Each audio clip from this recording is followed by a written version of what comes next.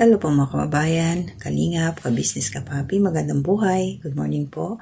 Magre-reaction ako ngayon dito sa kalingap, kay Kalingap Rab. Ito po yung celebration ng Danjoy kasi 5th month anniversary nila at doon po ito na-celebrate sa bahay nila Kuya Brooks. Bagong lahat, thank you po sa new subscribers, mga silent viewers, nandyan sa comment section, nagla-like, yung mga nagsishare, maraming salamat po sa suporta ninyo at sa hindi ko pag-i-skip ng ads. Bago ko ibigay ang aking reaction, good vibes lang po tayo ha.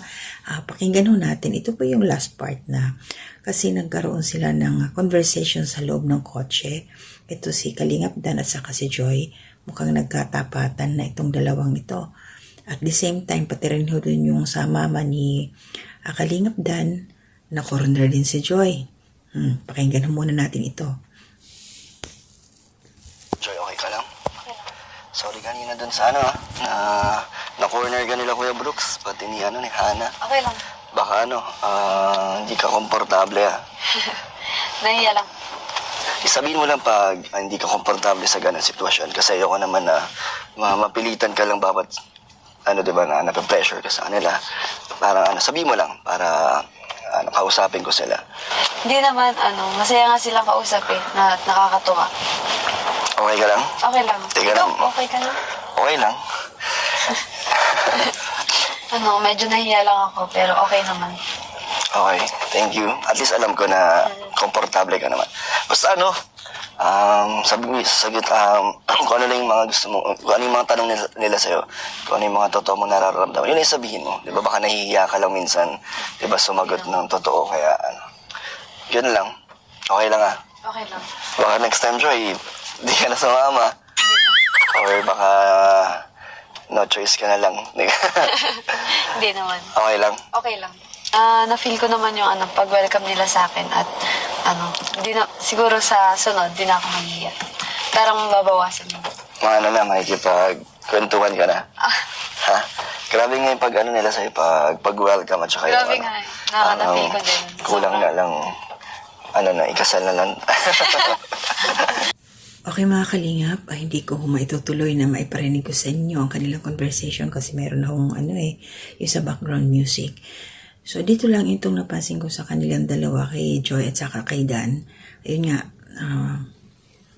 yung full support nila, naintindihan ni Kalingap Dan, nag-aaral naman talaga to si Joy, so kailangan niya magantay kung talagang sila. At ito, napaka-natural at talagang masasabi kong true to life talaga na ang binigas dito ni Joy, kung meron magugustuhan na iba si Kalingap Dan, ipaalam lang sa kanya. At ganoon din naman ito si Kalingap Dan, sabihin din kay Joy kung meron siyang ibang nagugustuhan. Pero sabi dito ni Kalingap Dan, hindi na siya titingin pa sa ibang babae. O di po ba? Nakakatuwa sila. Sana nga magkaroon ng sa future sila. At ito, na-corner nga ako si Joy nung mama ni Kalingap Dan at tinanong kung papayag bang maging manugang si Joy.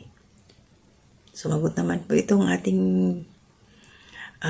si Joy, payag po siya, nag-oo. So syempre kilid. Tamang oras, tamang panahon, nag-aaral pa kasi itong batang ito. So ang buong video po ay panoorin ninyo sa channel ni Kalingap Rab. Suportahan po natin sila. Shoutout po kay Kuya Bahal Santos Matubang. Yan, si Kalingap Rab.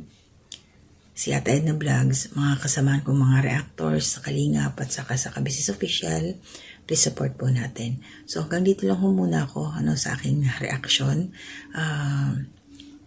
Basta nandyan suportahan natin lahat ng love teams na hinahawakan ni Kalingap Rab.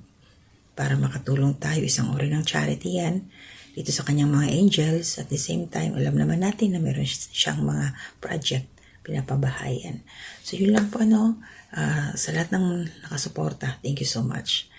Yung mga lagi na rin sa comment section, thank you so much. Wala muna akong shoutout, medyo late na ng gabi na yun. Salamat po. Hanggang dito na muna. To God be the glory.